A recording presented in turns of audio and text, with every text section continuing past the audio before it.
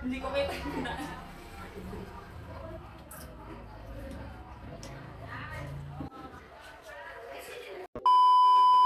Hi guys! Fondant cake tayo for today's video. So bago ko simulan ng ating cake, flex ko lang ang aking fondant na gagamitin. Ang super stable, no crack, no elephant skin. Ang best fondant na na-try ko ever ay ang DP's fondant. Walang halong eme yan. So if gusto nyo i-try, meron naman sila sa Orange app. So lalagay ko na lang yung link sa baba. So, bale, castle cake pala yung ating gagawin ngayon. So, merong part na dummy. So, yun yung aking inuuna. Yung dummy cake na yan, ang size niya is 8x6. So, para dumikit yung aking fondant dito sa aking dummy cake, ay ni-sprayan ko lang siya ng konting tubig. Pwede rin namang shortening if gusto nyo. So, akin water lang is okay na yun.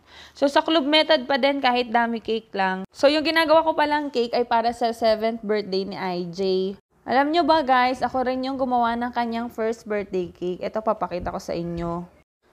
Tutti Frutti yung kanyang team before nung nag-first birthday siya. Tapos nung nag-second birthday siya is Minnie Mouse naman. O diba, nakakatuwa lang isipin na ang tagal na pero sa'yo pa rin sila umorder ng cake.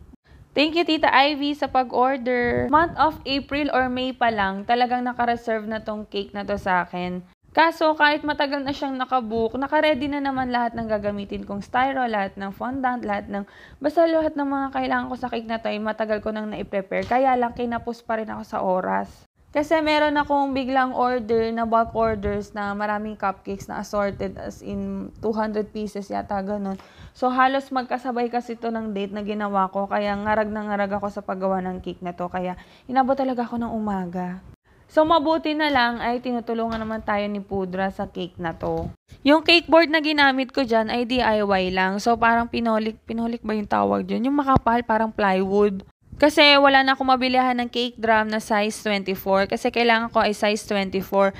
Yung base square na yan, ang sukat niyan ay 14x6. Then yung sunod 8x6. Tapos yung third layer naman niya ay 6x5.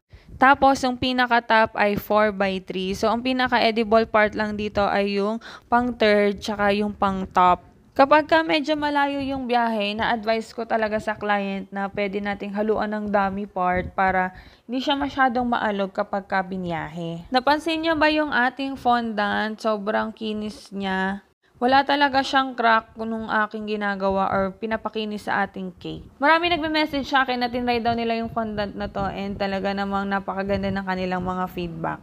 Yung cake design na to ay talagang actual na sinend sa akin ni Tita Ivy. So, bale yun yung aking gagayahin. So, yan yung sample pic. Meron siyang hagdan na kasama. So, styro lang yun. Ayan, ginawa yan ni Pudra ng mano-mano. Tapos, siya na rin yung nag-cover ng fondant yan. Hindi ko lang na-videohan kasi kasabay ito nung pag-vlog ko. Pero, ayan, siya yung gumawa niyang hagdan. So, tumabas lang siya ng styro. Tapos, ayan, shinape niya lang ng ganyan. So, kita niyo yung oras. Late night na yan. Para mga magte-10 na. Di pa rin ako natatapos sa ating cake kasi nga super gahol ako sa oras. Yung mga cones na yan ay in-order ko lang sa Orange app. Buti na nga lang nag-open yung store nila doon. So yan ay lahat ginawa ni Pudra. Yung mga cones, siya yung nag-cover niyan. Tapos ako naman sinasabayan ko ng pag-pipe nitong mga vines. Vines ba yung tawag dyan? Mabuti na lang yung design nito ay parang mga ugat-ugat, ganyan-ganyan. Di kailangan ng sobrang pantay na piping. Kasi alam nyo naman, yung kamay ko ay sobrang pasmado na talaga. So, nung patapos na nga tong cake na to, ay meron pa palang kulang na design. Ayan yung ginagawa ni Papa. Naimis ko na yung mga gamit ko niyan. Tapos sabi niya, kulang daw nga yung design. Kaya ayun, sabi ko, ikaw na lang ang maglagay. Very OZ talaga yan si Pudra. Lahat ng mga pagkukulang ko lagi niya nakikita. Pero okay lang yon kasi 'di ba para naman 'yan sa ikagaganda ng ating cake. So tinulungan niya na rin ako mag-box. Alam niyo ba yung box na yan ay DIY lang. Ginawa lang din yan ni Pudra. So kapag ka mga malalaking cake ay binabox ko pa din yan lalo na kung ita-travel. Nakita niyo sa unang video na nasa taas kasi yung kitchen ko and pahirapan talaga siyang ibaba. Kahit na meron siyang dummy part ay mabigat pa rin siya kasi nga full fondant tong ating cake. Pakita ko sa inyo yung video kung paano namin siya binabasa. Sobrang dahan-dahan lang. And hindi ko kasi nakikita yung daan kaya ganyan yung aking itsura. Pina-pick up ko na lang pala to kasi hindi siya makakasya sa sasakyan namin. And niremind ko na yung car na ipang pick up nila ay dapat merong malaking space sa likod. Kasi kung nakikita nyo, sobrang laki nung box na yan. Size 24 yata. Tapos ayun na nga, dumating na yung magpipick up and medyo naligaw pa sila. Pero ayun, umabot din naman. So ayun, natutuwa lang ako sa outcome na to kasi sobrang nagagandahan ako sa cake na to. Isa na ulit to sa aking bagong favorite. Ang dami ko ng favorite cake. Kasi castle cake siya pero wala siyang masyadong kaartehan sa life. So, happy birthday IJ! Thank you sa pag-invite.